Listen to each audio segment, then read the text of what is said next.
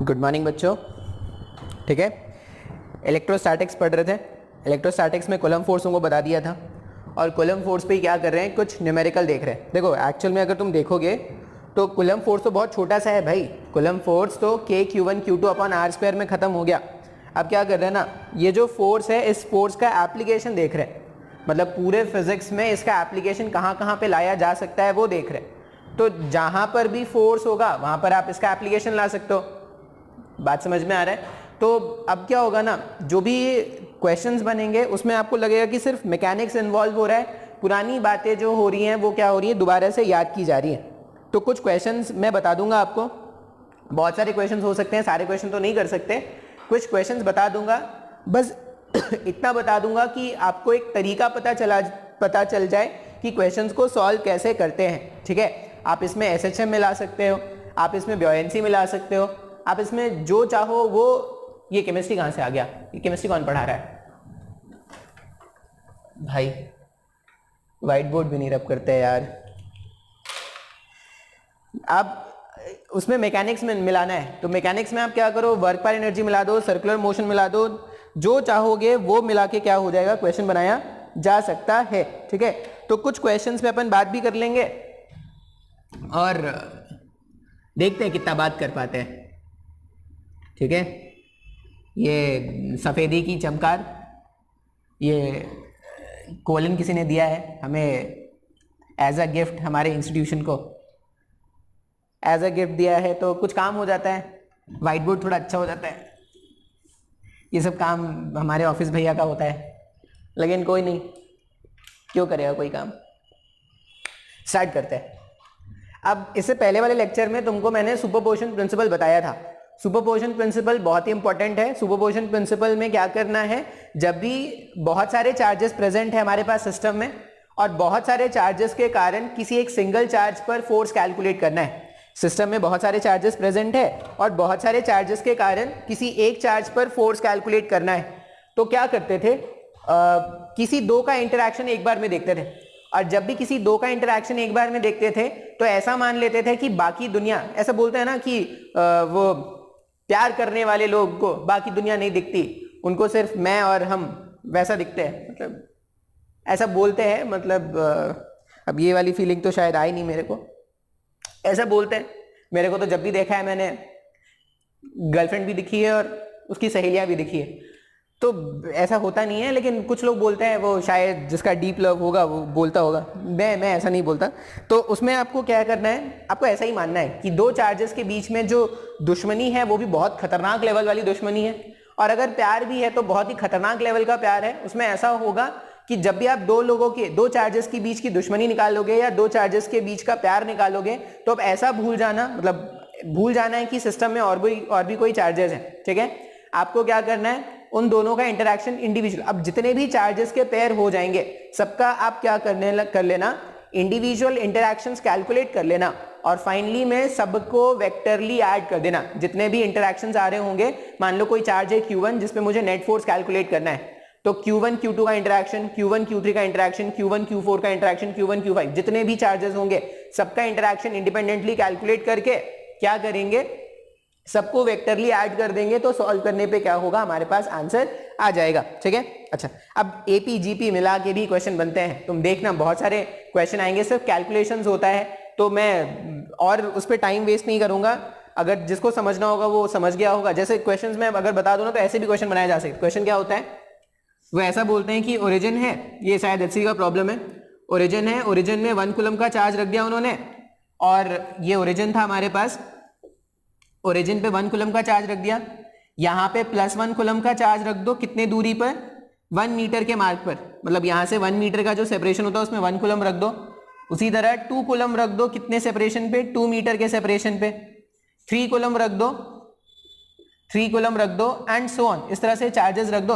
और ये बोलते हैं कि ये वाला जो चार्ज है जो ओरिजिन पे रखा हुआ है उस पर नेट फोर्स कैलकुलेट करो। अब बहुत ही आसान है भाई, बहुत ही आसान। कैसे है, हम क्या करेंगे, इस 1 कूलम के चार्ज के कारण अगर इस पे फोर्स कैलकुलेट करते तो क्या होता, फोर्स का डायरेक्शन ऐसा होता ना, रिपल्शन होता दोनों के बीच में, एक जैसे चार्ज है तो दुश्मनी होती। उसी तरह इस 2 की और इसके बीच में फोर्स कैलकुलेट करते तो इधर आता, 1q और 3q के बीच में फिर से फोर्स कैलकुलेट करते तो इधर ही आता।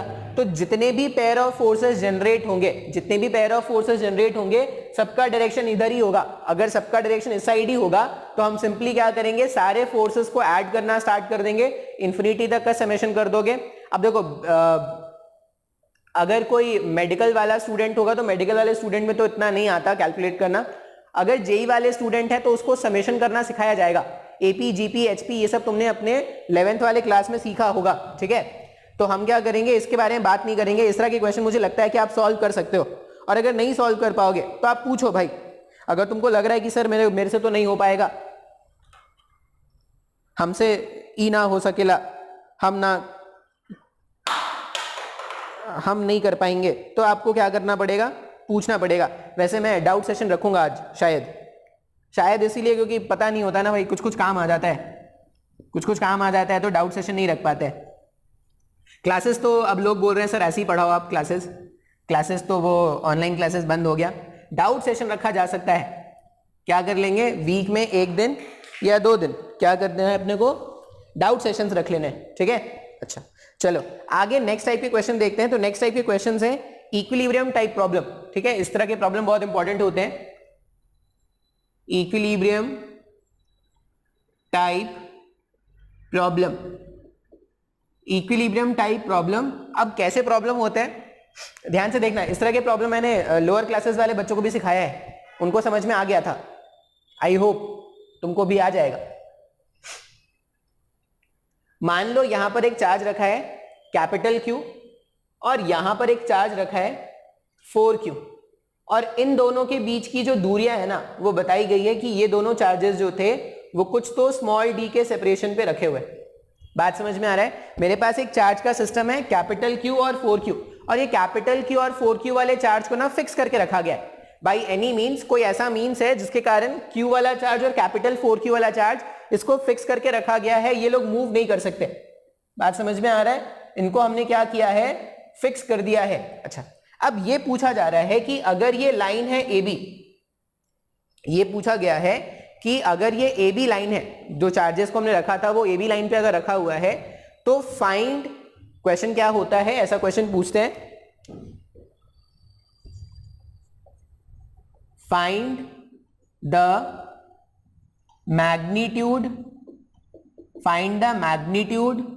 Comma nature and position of third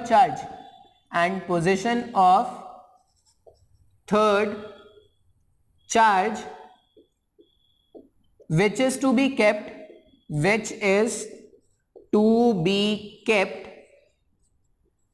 along line AB such that find the magnitude, nature and position of third charge such that the third charge will be in equilibrium, ये question है, ठीक है। अब हमें क्या करना है, क्वेश्चन अगर आप पढ़ोगे तो एक तीसरा चार्ज इंट्रोड्यूस करना है, और इस तीसरे चार्ज को क्या करना है, इस तीसरे चार्ज को AB के अलोंग आपको प्लेस करना है सच दैट वो जो तीसरा चार्ज आप रखने वाले होगे वो इक्विलिब्रियम में रहे। अच्छा इक्विलिब्रियम का मतलब क्या होता था, इक्विलिब्रियम का मतलब होता है कि उस पे लगने वाला नेट फोर्स 0 होना चाहिए। अगर किसी भी ऑब्जेक्ट पे लगने वाला नेट फोर्स 0 होता था तो हम क्या बोलते थे, इक्विलिब्रियम है। अब मुझे कैलकुलेट क्या क्या करना है, जो तीसरा चार्ज आप रखोगे उसका मैग्नीट्यूड, मतलब कितने मैग्नीट्यूड का चार्ज रखोगे, 2Q, 4Q, 3Q, 5Q क्या रखने वाले हो, ये मुझे कैलकुलेट करना है।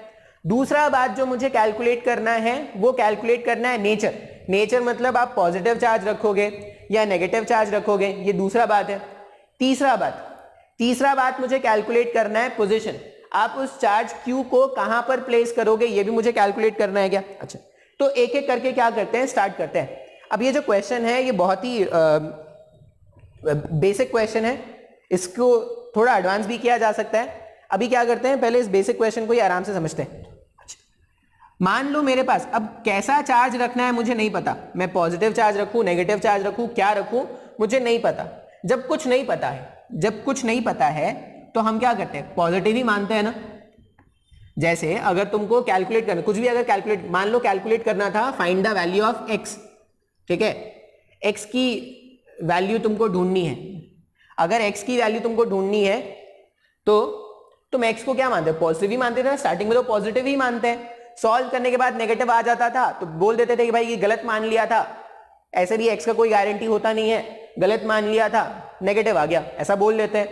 तो यहां पर अगर आप देखोगे तो हम क्या कर लेते हैं, ऐसा मान लेते हैं कि चार्ज क्यू मुझे प्लेस करना है। हम क्या अज्यूम कर लेते हैं, suppose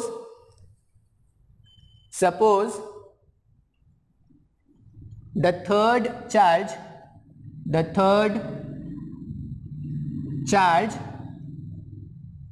has a magnitude of, third charge has a magnitude of capital Q।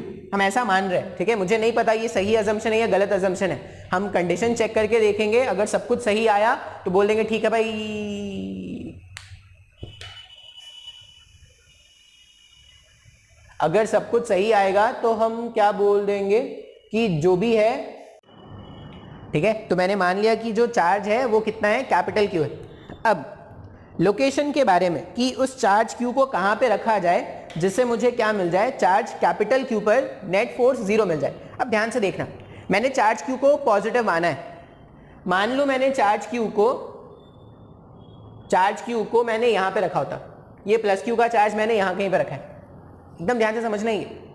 अब अगर इसमें इक्विलिब्रियम होना है प्लस Q पे, अगर जो प्लस Q चार्ज है, अगर मुझे उस पर इक्विलिब्रियम लाना है, मतलब उस पर लगने वाले नेट फोर्सेस 0 दिखाने पड़ेंगे। अगर लगने वाले नेट फोर्सेस 0 दिखाने पड़ेंगे, इसका मतलब जब एक फोर्स इधर लग रहा होगा तो दूसरा फोर्स इधर लगना चाहिए, तभी तो वो क्या हो जाएगा, इक्विलिब्रियम में आ जाएगा। बात समझ में आ रहा है? अच्छा, अब मान लो ये जो कैपिटल Q चार्ज है मैंने यहाँ कहीं पर रख दिया, पॉइंट A से उधर रख दिया, इस स्मॉल q वाले चार्ज के कारण इस कैपिटल Q वाले चार्ज को रिपल्शन मिलेगा क्या, इस तरफ। बात समझ में आ रहा है? ठीक है, तो ये मेरे पास क्या है, force on capital Q because of small q, इस डायरेक्शन में है। बात समझ में आ रहा है? 4q वाला चार्ज अगर आप देखोगे तो ये जो 4q वाला चार्ज है और ये प्लस q वाला चार्ज है, फिर से दोनों एक नेचर के चार्ज अगर हो गए तो इस कैपिटल Q वाले चार्ज को 4q वाले चार्ज के कारण वापस से क्या मिलने वाला है, रिपल्शन ही मिलने वाला है क्या। अब अगर आप ध्यान से देखोगे तो अगर मैंने इस प्लस Q चार्ज को यहां पे रखा है तो ये दोनों फोर्सेस एक ही डायरेक्शन में आ रहे हैं क्या।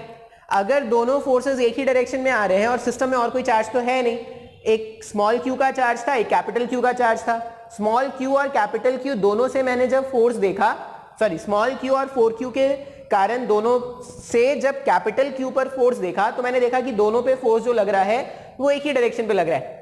अगर फोर्स एक डायरेक्शन पे लग रहा है तो यहाँ पे अगर आप चार्ज को रखोगे ना, यहाँ पे कहीं पे भी रख दो, यहां से लेके इन्फिनिटी तक में आप कहीं पे भी रख दो, आप कभी भी इक्विलिब्रियम नहीं ला पाओगे।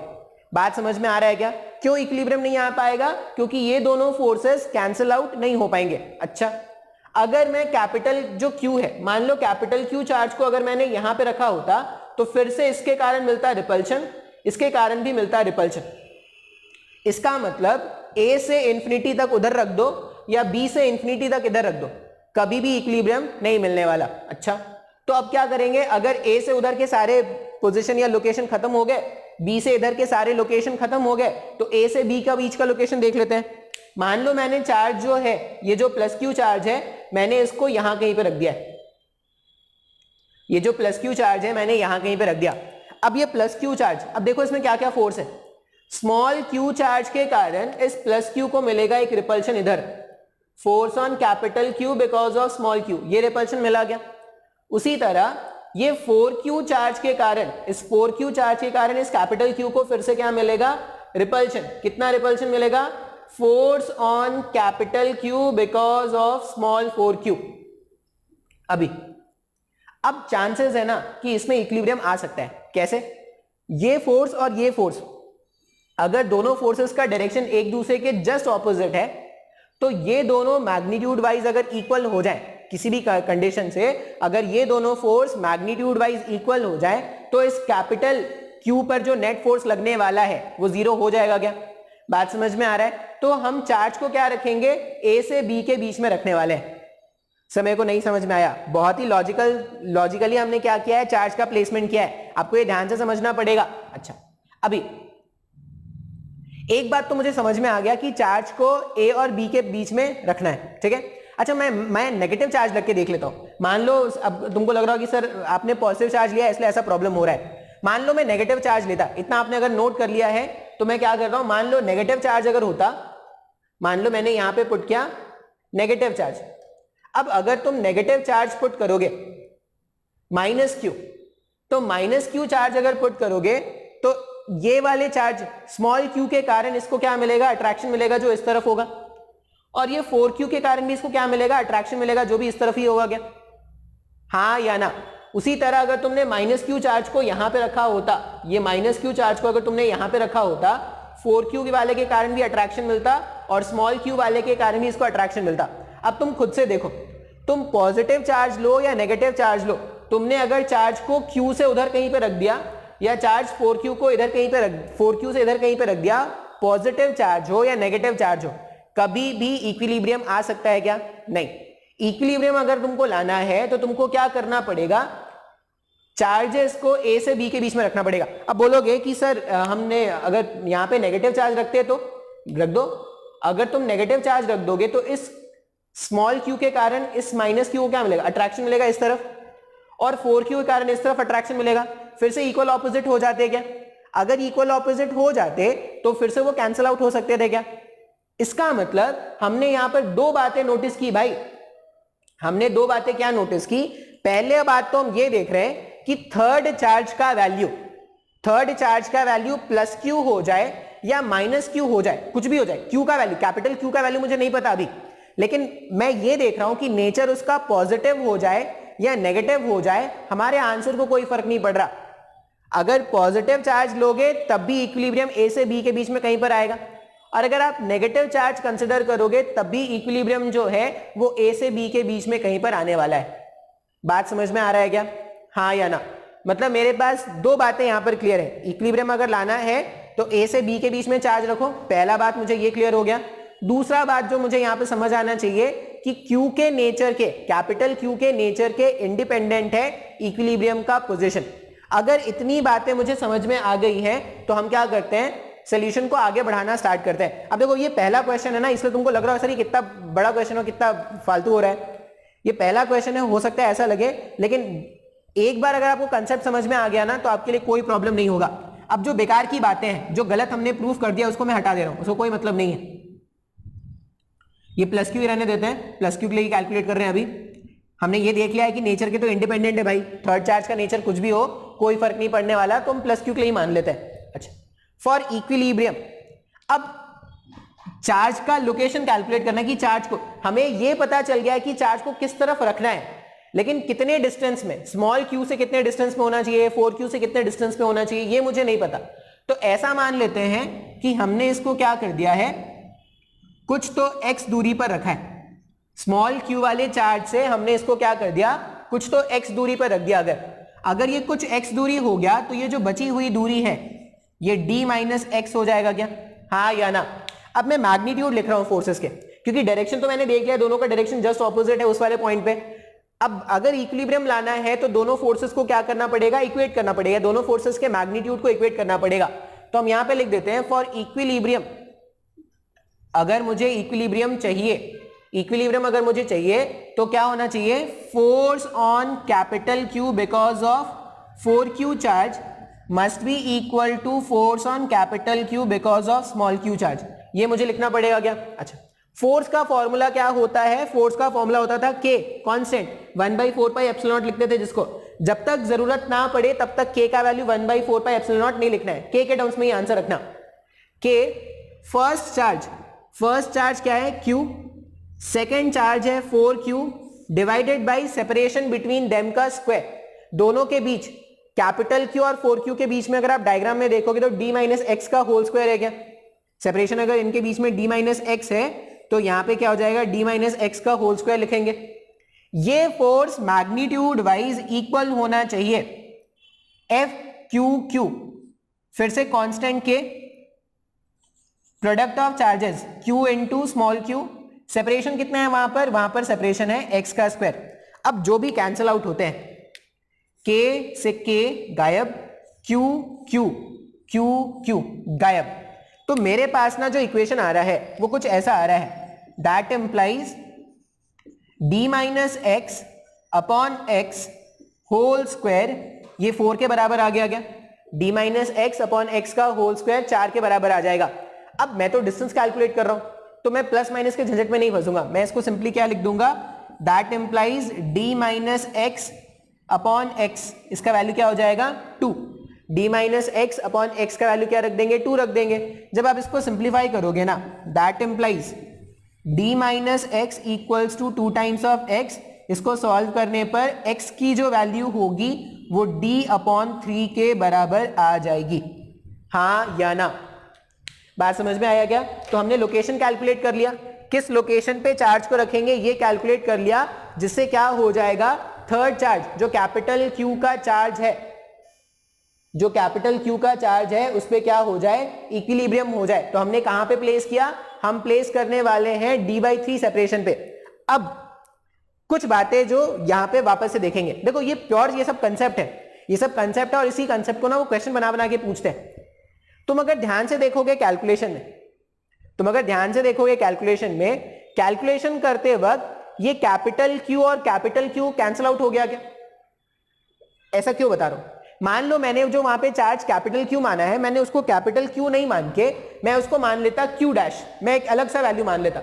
अगर आप Q डैश मानते तो यहां पे आप Q डैश पुट करते और यहां पे भी Q डैश पुट करते, तो Q से Q कैंसिल हो जाता क्या, अगर सॉरी Q डैश से Q डैश अगर कैंसिल हो जाता, इसका मतलब कोई भी मैग्नीट्यूड का चार्ज मैं थर्ड चार्ज रख दूं, थर्ड चार्ज का कोई भी मैग्नीट्यूड अगर मैं रख दूं, पोजीशन पे कोई फर्क पड़ रहा है क्या, नहीं, क्यों नहीं पड़ रहा, क्योंकि वो तो कैंसिल आउट ही होना है। हमने क्या क्या सीखा, हमने सबसे पहला बात ये सीखा कि जो थर्ड चार्ज है वो पॉजिटिव नेचर का हो नेगेटिव नेचर का हो कोई फर्क नहीं पड़ रहा, ठीक है। दूसरा बात हमने क्या देखा कि अगर मुझे इक्विलिब्रियम लाना है इस केस में, तो थर्ड चार्ज को ए और बी के बीच में रखना पड़ेगा। और तीसरा पॉइंट, अभी थर्ड चार्ज के बारे में क्या देख रहे हैं कि तुम कोई भी मैग्नीट्यूड का चार्ज रख दो, कैपिटल Q का तुम कोई सा भी वैल्यू रख दो, सॉल्व करने में उसके वैल्यूज कैंसिल आउट हो जाएंगे। मतलब ऐसा बोल सकते हैं कि जो भी आंसर आएगा वो independent of the magnitude of third charge है क्या, अच्छा ऐसा बोल सकते हैं। अब ये मैंने तो चार्जेस के बारे में बता दिया, जो कैपिटल Q जो चार्ज था उसका पोजीशन, नेचर और मैग्नीट्यूड पूछा गया था ना, तो मैग्नीट्यूड कुछ भी मैग्नीट्यूड रख सकते हैं, नेचर प्लस माइनस कुछ भी रख सकते हैं। सेपरेशन के बारे में बात करते हैं। अब सेपरेशन अगर आप ध्यान से देखोगे तो मेरे पास जो आंसर आया है x का वैल्यू, x का वैल्यू जो मेरे पास आया है, x का वैल्यू कितना आया हमारे पास, d/3 आया क्या x का वैल्यू, हमने सिंप्लीफाई किया और x का वैल्यू हमारे पास कितना आ रहा है d/3। अच्छा, अगर ये d/3 आ गया सेपरेशन,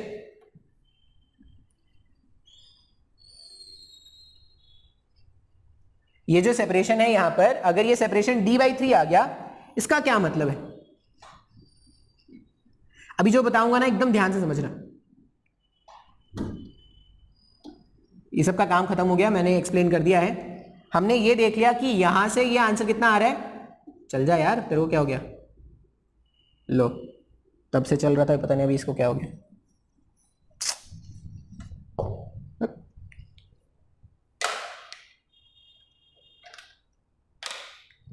हमने क्या देखा कि यहां से यहां का डिस्टेंस कितना आया d/3, ये डिस्टेंस d/3 है अगर, तो ये डिस्टेंस 2d/3 होगा क्या।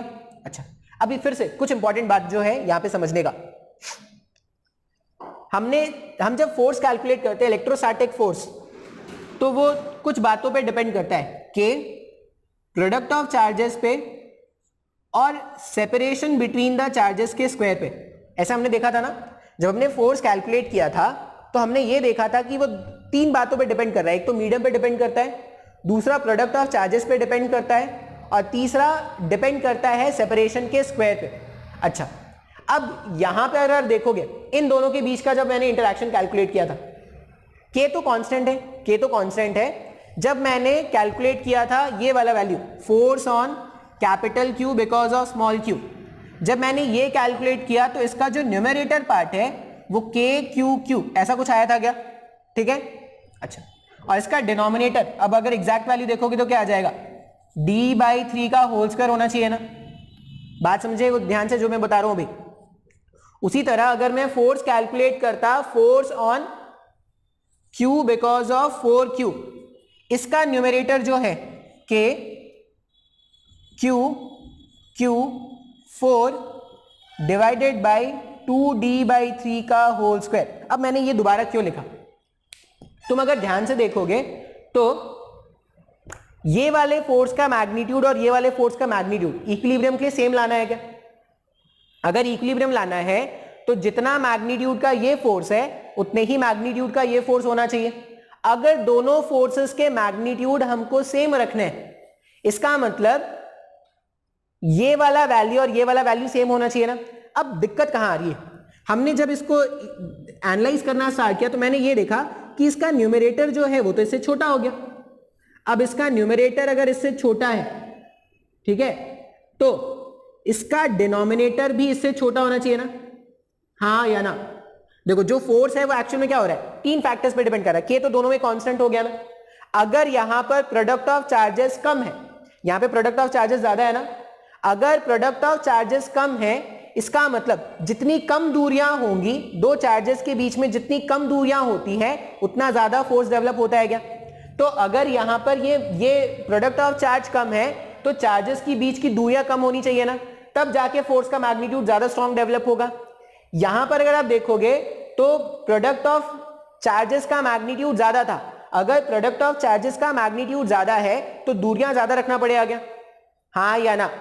ये जो लास्ट पॉइंट है जो मैं आपको समझा रहा हूं, ये एकदम ध्यान से समझना है। हमने क्या देखा, जो फोर्स है वो एक्चुअल में 3 बातों पे डिपेंड कर रहा है। एक तो नेचर, मतलब के, जिस मीडियम पे तुमने चार्जेस को रखा है के पे डिपेंड कर रहा है। दूसरा ये डिपेंड करने वाला है प्रोडक्ट ऑफ चार्जेस पे, और तीसरा ये डिपेंड करने वाला है separation between the charges.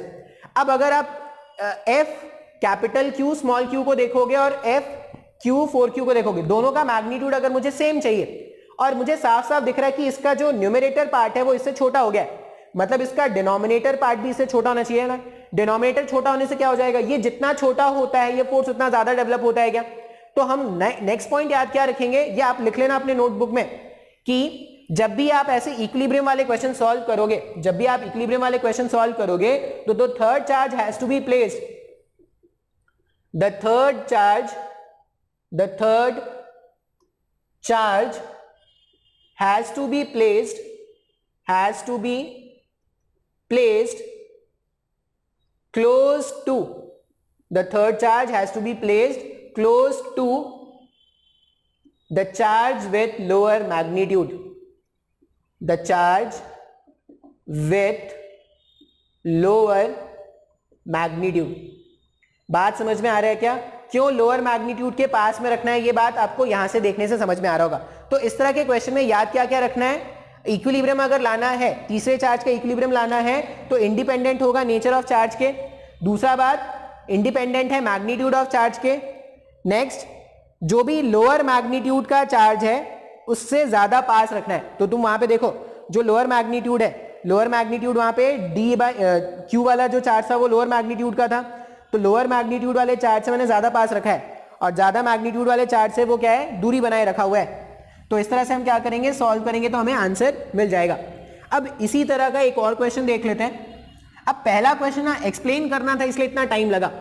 Next वाले क्वेश्चन को जब हम सॉल्व करेंगे ना तो कुछ कुछ बातें हमें तो डायरेक्टली पता है कि चार्जेस, पहले तो एनालाइज करना पड़ेगा कि चार्ज का पोजीशन क्या होने वाला है, लाइन के अलोंग होगा, ए से दूर होगा, बी से दूर होगा, कहां पर होगा, पहले तो ये एनालाइज करना है। नेचर और मैग्नीट्यूड के तो इंडिपेंडेंट आने वाला है आंसर, तो वो देख लेंगे और फिर क्या करेंगे, कैलकुलेट कर देंगे। कैलकुलेशन मतलब दोनों फोर्सेस के मैग्नीट्यूड को इक्वेट कर देंगे।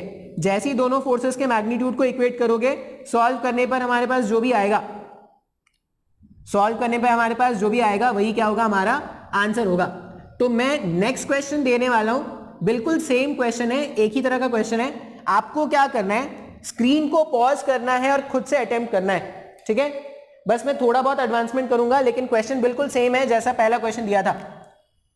क्वेश्चन में यहां पे मान लो कि ये जो चार्ज है ये प्लस Q चार्ज है, और ये मान लो कि ये जो चार्ज है वो कितना है, -4Q। ये अभी स्क्रीन भीगा हुआ है इसलिए वो लिख नहीं पा रहे। लेकिन मैं बोल रहा हूं आपको समझ में आ जाएगा। ये प्लस क्यू चार्ज मान लो और ये कितना चार्ज है, ये चार्ज है -4q। फिर से दोनों के बीच की दूरियां कितनी रखनी है, दोनों की बीच की दूरियां रखनी है स्मॉल डी। फिर से क्वेश्चन ये पूछा गया है, find the magnitude, nature and position of third charge, find the magnitude, position and nature of third charge for the third charge to be in equilibrium. अगर तीसरे चार्ज को इक्विलिब्रियम में लाना है तो मैग्नीट्यूड, नेचर और पोजीशन बताओ। अच्छा, अब सबसे पहले तो ये आप स्क्रीन पॉज कर लेना और खुद से सॉल्व कर लेना, आप ट्राई कर लेना, मैं सॉल्व करके बताता हूं कैसे सॉल्व करते हैं, ठीक है। तो मैं अभी तक मैंने ये आपने स्क्रीन पॉज किया होगा और खुद से ट्राई किया होगा। तो खुद का दिमाग लगाना बहुत जरूरी है, जब तक आप इसको नहीं खर्च करोगे ना सड़ जाएगा ये, ठीक है। ठहरा हुआ दिमाग सड़ने में टाइम नहीं लगता, और ये बेकार बेकार की बातें दिमाग में आएंगी ना, दिमाग को चलाना सीखो भाई। जितना दिमाग को चलाओगे, दिमाग जितना चलेगा उतनी अच्छी अच्छी, उतनी वाइब्रेंट एनर्जी वाली तुम्हारे पास थॉट आएंगी। तो दिमाग चलाओ, फालतू के उलूल जुलूल बातों में दिमाग लगाओगे तो सड़ जाएगा दिमाग, ठीक है। और एक बार दिमाग सड़ गया तो दिमाग के सड़ने को एक, ठीक है। ये क्वेश्चन है, सॉल्व करते हैं। अब सबसे पहले तो हमें एनालाइज करना पड़ेगा कि तीसरे चार्ज को रखे कहां पर, ठीक है। तो एक एक करके एनालाइज करते हैं। मान लो मैं तीसरे चार्ज को यहां पे रख दूं, जो कैपिटल क्यू का चार्ज है मैं उसको यहां पे रख दूं, ठीक है। अगर मैंने कैपिटल क्यू, अब ये इंडिपेंडेंट ऑफ मैग्नीट्यूड है, ठीक है, और नेचर के भी इंडिपेंडेंट होता है, ये भी हमने देखा था। तो अगर मैं कैपिटल क्यू वाले चार्ज को यहां पे रख दूं तो ये प्लस क्यू वाले चार्ज के कारण इस कैपिटल क्यू वाले चार्ज को क्या मिलेगा, repulsion, force on capital Q because of small Q, ये रिपल्शन इधर मिला गया। अच्छा, और ये -4q वाले चार्ज के कारण, -4q वाले चार्ज के कारण इसको क्या मिलेगा, अट्रैक्शन। तो force on capital Q because of -4q charge. अभी ये जो लोकेशन है, हम कुछ कुछ बातें जो याद रखनी है इक्विलिब्रियम लाने के लिए, इक्विलिब्रियम लाने के लिए जो लोकेशन होता है, लोकेशन क्या करना है, कम मैग्नीट्यूड वाले चार्ज के क्लोज रखना होता है क्या। अब कम मैग्नीट्यूड वाला चार्ज, यहां पे Q और यहां पर कैपिटल Q, कम मैग्नीट्यूड वाला चार्ज कौन है, मैग्नीट्यूड। ये प्लस माइनस तो नेचर की होता है ना, ये मैथ्स वाला प्लस माइनस नहीं है। मैग्नीट्यूड का अगर बारे में बात करूं तो इसका मैग्नीट्यूड है Q और इसका मैग्नीट्यूड है 4Q। तो कम मैग्नीट्यूड वाला चार्ज Q है ना, इसके पास में रखना पड़ता है, पास में ही रखा है हमने, बात समझ में आ रहा है। और हम क्या देख रहे हैं, एक फोर्स इस तरफ है, एक फोर्स इस तरफ है, दोनों फोर्सेस कैंसिल आउट कर सकते हैं क्या, हाँ या ना। मतलब ये लोकेशन हो सकता है अपने आंसर का। अगर आप चार्जेस को यहां कहीं पे रखोगे तो आपको इक्विलिब्रियम मिल सकता है। क्यों मिल सकता है, जो बातें थी पहले, एक फोर्स इस तरफ है, दूसरा फोर्स इस तरफ है, ऑपोजिट डायरेक्शन में, तो दोनों कैंसिल आउट करने की कोशिश करेंगे। अब तभी कैंसिल आउट कर पाएंगे जब इनके बीच का जो तभी कैंसिल आउट कर पाएंगे जब दोनों फोर्सेस का मैग्नीट्यूड क्या हो जाए, सेम हो जाए। अच्छा, फिर हमने और क्या याद रखा था कि जो भी लोअर मैग्नीट्यूड का चार्ज होता है, तीसरे चार्ज को उसके पास में प्लेस करना होता है। तो लोअर मैग्नीट्यूड का चार्ज Q था, तो Q के पास में तो रखा है ना। कैपिटल Q जो है और 4Q जो है, इसके बीच में तो बहुत ज्यादा गैप हो गया, ठीक है, बात समझ में आ रहा है। अच्छा, मान लो यहां कहीं पे रखता, A से B के बीच में कहीं पे रखता, अगर ये A पॉइंट और ये B पॉइंट, A से B के बीच में अगर आप कहीं पे रखोगे तो A से B में आप मान लो यहां पे रख दिया मैंने Q चार्ज, इस Q के कारण इसको क्या मिलेगा, रिपल्शन। तो ये हो जाएगा force on capital Q because of small q, ये रिपल्शन हो गया। उसी तरह ये जो नेगेटिव चार्ज है उसके कारण इसको क्या मिलता है, अट्रैक्शन मिलता गया। तो force on capital Q because of -4q। अब ये दोनों कभी भी कैंसिल आउट कर पाएंगे क्या, सर नहीं, ये दोनों तो कभी भी कैंसिल आउट नहीं कर पाएंगे। अगर कैंसिल आउट नहीं कर पाएंगे मतलब मैं चार्ज को +q से -4q के बीच में कहीं पे भी नहीं रख सकता। तो ये इससे पहले वाले क्वेश्चन में आया था, इससे पहले वाले क्वेश्चन में q और 4q के बीच में ही तो रखा था ना।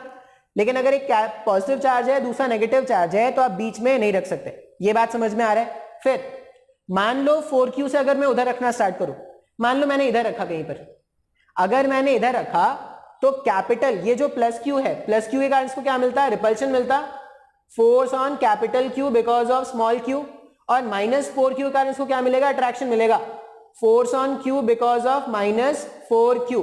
अब ये दोनों ऑपोजिट डायरेक्शन में है, कैंसिल आउट हो सकते हैं, कैंसिल आउट हो सकते हैं, लेकिन यहां पर कैंसिल आउट नहीं करेंगे। क्यों, क्योंकि याद रखना है अपने को, जब भी इक्विलिब्रियम लाना है, जब भी इक्विलिब्रियम लाना है, जो भी चार्ज का पोजीशन होना चाहिए, चार्ज का लोकेशन होना चाहिए तीसरे वाले चार्ज का, वो लोअर मैग्नीट्यूड वाले चार्ज के पास होना चाहिए ना। यहां पर अगर देखोगे तो लोअर मैग्नीट्यूड वाला चार्ज से बहुत दूर है क्या। अब यहां पर देखो ये जो फोर्स है, force on capital Q because of -4q, एक तो इसका न्यूमरेटर भी क्या हो गया, न्यूमरेटर भी ज्यादा है, दूसरा इसका डिनोमिनेटर भी कम हो रहा है क्या, न्यूमरेटर भी ज्यादा डिनोमिनेटर भी कम, तो ओवरऑल वैल्यू बहुत ज्यादा हो जाएगा क्या।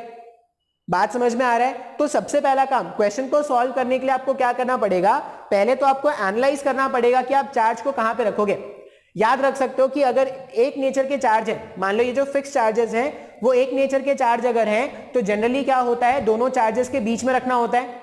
और अगर ऑपोजिट नेचर के चार्ज हैं तो जनरली क्या करते हैं, जो भी लोअर मैग्नीट्यूड का चार्ज होगा उसके पास में रखना पड़ेगा और ए और बी के दूर रखना पड़ेगा। बात समझ में आ रहा है क्या। तो ये बातें आप एनालाइज कर सकते हो। तो अभी तक मैंने क्वेश्चन में कोई कैलकुलेशन नहीं किया, लेकिन भी मुझे क्या क्या पता चल गया कि कैपिटल क्यू रख दो या -q रख दो कोई फर्क नहीं पड़ेगा आंसर को।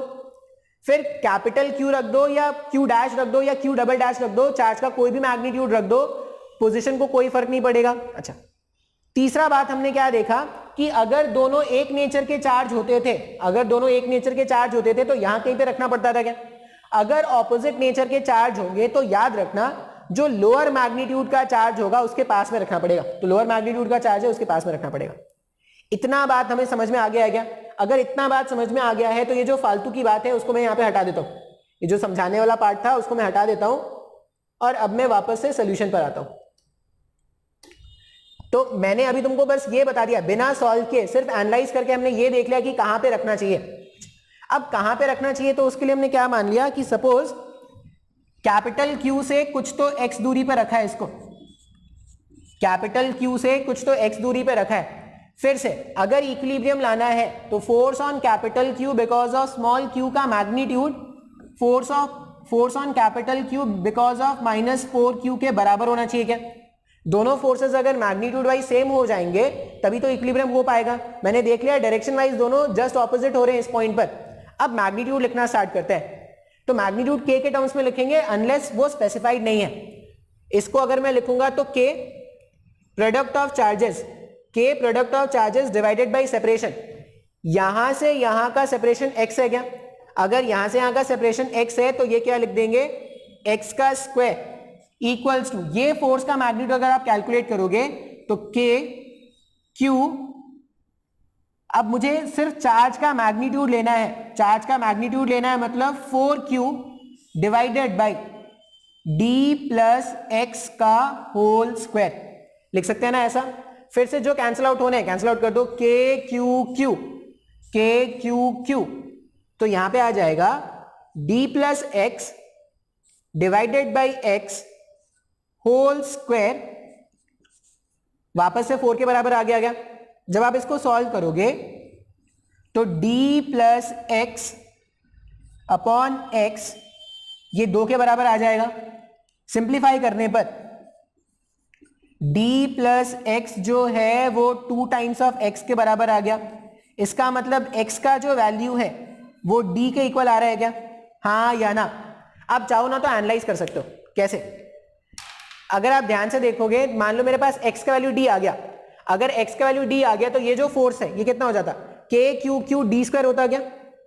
ये जो फोर्स है उसका वैल्यू हो जाता k q q d square हो जाता। बात समझ में आ रहा है। इसमें देखो k q 4q d plus d का होल स्क्वायर, ये 4d स्क्वायर हो जाता ना।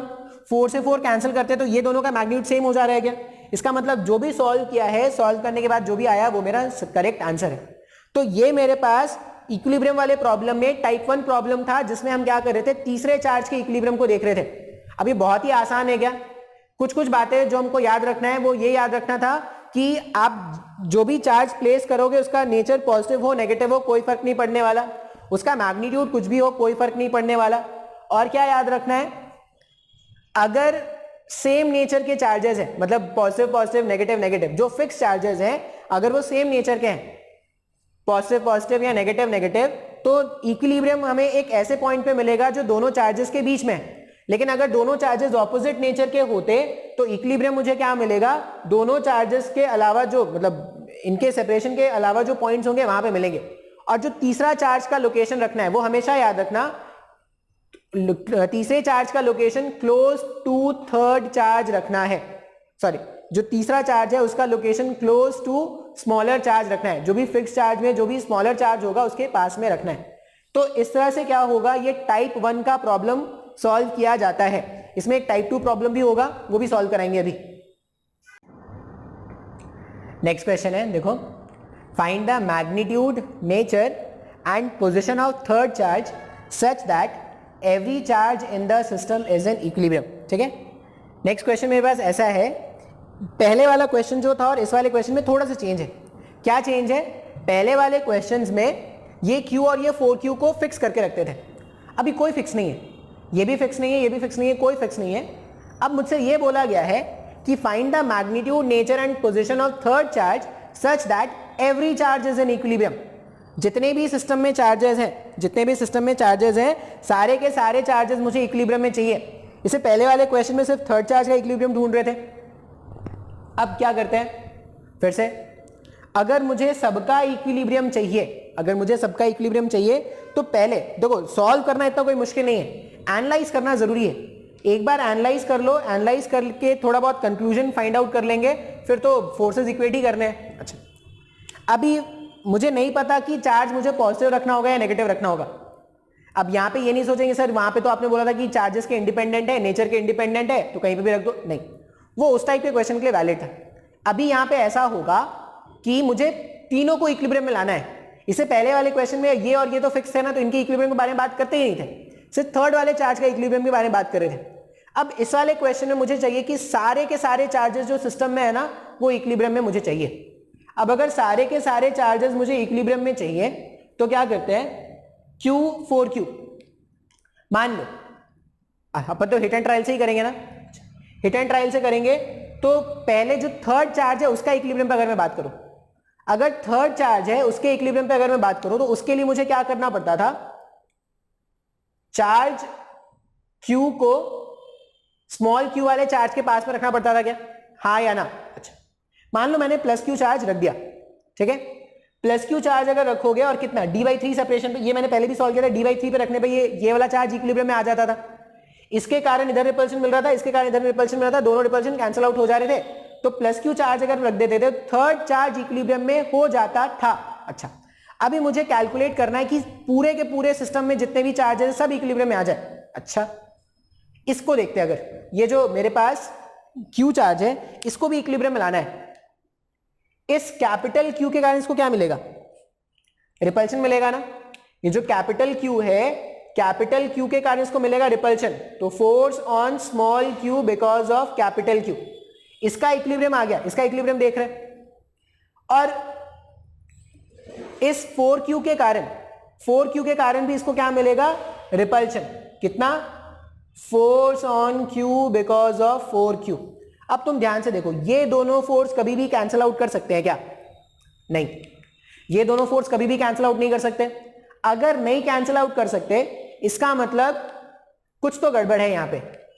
अब क्या गड़बड़ है, तुम अगर ध्यान से सोचोगे तो इन दोनों चार्जेस के बीच में, Q और 4Q के बीच में, स्मॉल q और स्मॉल 4Q के बीच में जो भी फोर्स ऑफ रिपल्शन है उसका डायरेक्शन तुम चेंज कर सकते हो क्या, नहीं सर, क्यों नहीं, क्योंकि वो तो क्वेश्चन में प्रोवाइडेड था ना, ये प्लस q रहने वाला है और ये प्लस 4Q रहने वाला है थ्रू आउट द क्वेश्चन। मैं इस वाले फोर्स का डायरेक्शन नहीं चेंज कर सकता, force on q because of 4Q, मैं इस वाले फोर्स का डायरेक्शन नहीं चेंज कर सकता, लेकिन मैं थर्ड चार्ज को तो अपने हिसाब से रखने वाला हूं ना। अगर मैं थर्ड चार्ज को अपने हिसाब से रखने वाला हूं और अगर मैं किसी तरह से इस वाले फोर्स के डायरेक्शन को बदल दूं, किसी तरह से अगर इस वाले फोर्स के डायरेक्शन को बदल दूं, कैसे बदल सकते हैं, मान लो ये जो चार्ज मैंने रखा है प्लस q ना रख के माइनस q रख दूं, अगर ये जो मैंने तीसरा चार्ज रखा है प्लस q ना रख के अगर मैं माइनस q चार्ज रख दूं, देखो पहले मैंने स्टार्ट कैसे किया, हमने स्टार्ट किया थर्ड चार्ज के इक्विलिब्रियम से। अब थर्ड चार्ज का इक्विलिब्रियम में q, कैपिटल Q का वैल्यू आप पॉजिटिव रखो नेगेटिव रखो कोई फर्क नहीं पड़ रहा था, d/3 के सेपरेशन में रखना होता था। बात समझ में आ रहा है। अब अगर मैं बोल रहा हूं कि मुझे जो चार्ज है, वो जो चार्ज है कैपिटल Q का, वो पॉजिटिव रखने से मैं ये देख रहा हूं कि स्मॉल q पे लगने वाले नेट फोर्सेस बैलेंस आउट नहीं हो रहे। अब अगर स्मॉल q पे लगने वाले नेट फोर्सेस बैलेंस आउट करने हैं, इसके लिए मुझे एक फोर्स अगर इस तरफ है जिसका डायरेक्शन मैं चेंज नहीं कर सकता, ये डायरेक्शन अगर चेंज नहीं हो सकता तो मैं इन दोनों के बीच में जो इंटरेक्शन उसका डायरेक्शन चेंज करूंगा ना। वो कैसे चेंज होगा? अगर मैं माइनस क्यू चार्ज रख दूं, अगर मैं यहां पे चार्ज नेगेटिव रख दूं, तो ये जो फोर्स है वो इस डायरेक्शन में आना स्टार्ट हो जाएगा क्या? हाँ या ना? बात समझ में आ रहा है? अब तुम ध्यान से सोचो, अगर ऐसा सिचुएशन हो गया, एक फोर्स इस तरफ एक फोर्स इस तरफ, तो ये भी इक्विलिब्रियम में आ सकता है क्या? क्लियर है ना? थर्ड चार्ज तो इक्विलिब्रियम में है भाई, थर्ड चार्ज तो अभी भी इक्विलिब्रियम में है। थर्ड चार्ज में तो हमने ये देखा था कि प्लस में रखो माइनस में रखो, जो चार्ज है उससे कोई फर्क नहीं पड़ने वाला, इसका कोई भी मैग्नीट्यूड रख दो, थर्ड चार्ज के इक्विलिब्रियम पे कोई फर्क नहीं पड़ने वाला। अब मैं बात किस पे कर रहा हूं? मैं ये जो स्मॉल क्यू का चार्ज है उसके इक्विलिब्रियम पे बात कर रहा हूं। स्मॉल क्यू का चार्ज इक्विलिब्रियम पे लाने के लिए ये जो कैपिटल 4Q है उसके कारण तो हमेशा इसको रिपल्शन ही मिलेगा, वो चेंज नहीं किया जा सकता। लेकिन अट्रैक्शन, इन दोनों के बीच में अट्रैक्शन लाके इन दोनों फोर्सेस को अपन बैलेंस आउट कर सकते हैं क्या? हाँ या ना? अब अगर मुझे स्मॉल क्यू वाले चार्ज पर इक्विलिब्रियम चाहिए, अगर मुझे स्मॉल क्यू वाले चार्ज पर इक्विलिब्रियम चाहिए तो क्या लिखेंगे? Force on small q because of minus q, force on small q because of minus q का magnitude force on q because of 4Q, इन दोनों का मैग्नीट्यूड सेम होना चाहिए ना। अच्छा, तीसरे चार्ज का इक्विलिब्रियम के लिए लोकेशन कितना था? d/3 था, तो लोकेशन तो वही रहेगा, लोकेशन अभी भी वही रहेगा, क्योंकि तुम कहीं और पे प्लेस कर दोगे तो ये चार्ज इक्विलिब्रियम पे नहीं आएगा। मैंने इसके इक्विलिब्रियम को कोई परेशानी नहीं की है, मतलब ये जो कैपिटल Q का इक्विलिब्रियम था वो अभी भी इक्विलिब्रियम में है। मैं ऐसा कुछ चेंज करने वाला हूं जिससे ये भी इक्विलिब्रियम में आ जाए, और अगर ये इक्विलिब्रियम में है, ये इक्विलिब्रियम में, तो ये भी ऑटोमेटिकली इक्विलिब्रियम में आ जाएगा। अभी देखो कैसे सॉल्व करेंगे। Force on small q because of minus Q, इसका जब आप वैल्यू लिखोगे तो आप क्या लिखोगे? के प्रोडक्ट ऑफ चार्जेस, जब मैग्नीट्यूड ही लिखना होता है प्रोडक्ट ऑफ चार्जेस में, डिवाइडेड बाई सेपरेशन कितना है? क्यू और इसके बीच में सेपरेशन कितना है? तो d/3 था क्या ये सेपरेशन? तो यहां पे हो जाएगा d/3 का होल स्क्वायर इक्वल्स टू, अब अगर ये फोर्स कैलकुलेट करोगे तो k q 4q divided by, दोनों चार्जेस के बीच में d का सेपरेशन है क्या? इसको अगर मैं कैंसिल आउट कर दूं, क्या क्या कैंसिल आउट हो रहा है? k q, डी स्क्वायर वाला टर्म इधर भी है और डी स्क्वायर वाला टर्म इधर भी है, ये डी स्क्वायर कैंसिल हो जाएगा ना, ये ऊपर में जाके 9 हो जाएगा क्या? तो अगर आप ध्यान से देखोगे तो देखो यहां पे क्या बच रहा है? 9 times of capital Q, 9 times of capital Q जो है वो 4 टाइम्स ऑफ स्मॉल q के बराबर आ गया ना। अब मुझे कैपिटल Q का ही तो मैग्नीट्यूड निकालना था, तो कैपिटल Q का मैग्नीट्यूड क्या हो जाएगा? 4Q divided by 9। अब इस क्वेश्चन को ध्यान से देखो, 4Q/9, मुझे सब कुछ पता चल गया क्या? और मेरे जितने भी फोर्सेस है ना, जितना भी सिस्टम में चार्जेस है, सब इक्विलिब्रियम में है भाई, सब इक्विलिब्रियम में है। थर्ड चार्ज तो मुझे पता ही था, थर्ड चार्ज अगर मैं d/3 पे लोकेशन पे रख दूंगा तो वो इक्विलिब्रियम पे आ जाएगा। अब कैपिटल Q का क्या ऐसा वैल्यू रखा जाए और क्या नेचर रखा जाए, वो मैंने एनालाइज करके फाइंड आउट कर लिया। तो कैपिटल Q का वैल्यू 4Q/9 रख दो, और कैपिटल Q का नेचर अगर नेगेटिव रख दोगे तो ये जो स्मॉल q वाला चार्ज है वो इक्विलिब्रियम में आ गया क्या? अच्छा, इस पे भी बात कर लेते हैं। अगर मैं इस पे बात करूं, मान लो इसका इक्विलिब्रियम में, ध्यान से देखो, मेरे पास 4Q वाले चार्ज का अगर इक्विलिब्रियम लाना है तो मैं ऐसा लिखूंगा क्या? Force on 4Q because of minus Q, ये इक्वल होना चाहिए force on 4Q because of small q, दोनों इक्वल होना चाहिए ना। ये इक्विलिब्रियम में आ गया, ये इक्विलिब्रियम में आ गया, इसका इक्विलिब्रियम चेक कर लेते कि सही आ रहा है या नहीं। Force on 4Q because of minus q, k 4 small q into capital Q, capital Q का वैल्यू कितना आया था, हमने फाइंड किया था, ये 4Q डिवाइडेड बाई 9 लाना था क्या, इंटू सेपरेशन का स्क्वायर, अगर यहां से यहां का सेपरेशन d/3 है तो ये सेपरेशन कितना हो जाएगा? 2d/3, 2d/3 का जब आप स्क्वायर करोगे तो ये क्या हो जाएगा? 4d² इंटू 9 ऊपर चला जाएगा। और इन दोनों के बीच में अगर आप रिपल्शन फोर्स, अच्छा ये फोर्स अट्रैक्टिव नेचर का है, नेगेटिव चार्ज था तो ये इसको अट्रैक्ट करता, और इन दोनों के बीच में जो फोर्स होगा वो रिपल्सिव नेचर का होगा। अब रिपल्शन वाला जो फोर्स है अगर आप वो कैलकुलेट करोगे तो देखो कितना आ जाएगा? k 4Q into Q, k 4Q into Q divided by separation d²। अब देखो क्या क्या कैंसिल हो रहा है, k कैंसिल हो गया, फिर ये 9 से ये 9 कैंसिल आउट कर सकते हैं, 4 से ये 4 कैंसिल आउट कर सकते हो, डी स्क्वायर से ये डी स्क्वायर कैंसिल आउट कर सकते हो, क्यू के स्क्वायर से क्यू के स्क्वायर को कैंसिल आउट कर दिया, और 4 से ये 4 कैंसिल आउट हो गया। 1 इक्वल्स टू 1। एलएचएस अगर आरएचएस के बराबर आ रहा है, इसका मतलब क्या है, जो किया, जो कैलकुलेट किया, वो एकदम सही सही कैलकुलेशन किया है क्या? तो अगर आप देखोगे तो ध्यान से मैंने क्या कर दिया है, तीनों चार्जेस को इक्विलिब्रियम में ला दिया। तो ये इक्विलिब्रियम वाले टाइप में 2 क्वेश्चन मैंने आपको सॉल्व कराए। बहुत ही कंसेप्चुअल क्वेश्चंस है, समझ में आ जाएगा तो कोई मुश्किल नहीं है, और नहीं समझ में आएगा तो मुश्किल ही मुश्किल है। क्लियर है क्या? हाँ या ना? इसमें एक और क्वेश्चन करेंगे एसएचएम मिलाने वाला, ठीक है? एसएचएम मिला के कैसे क्वेश्चन बनते हैं वो भी इसमें एक बताएंगे अभी।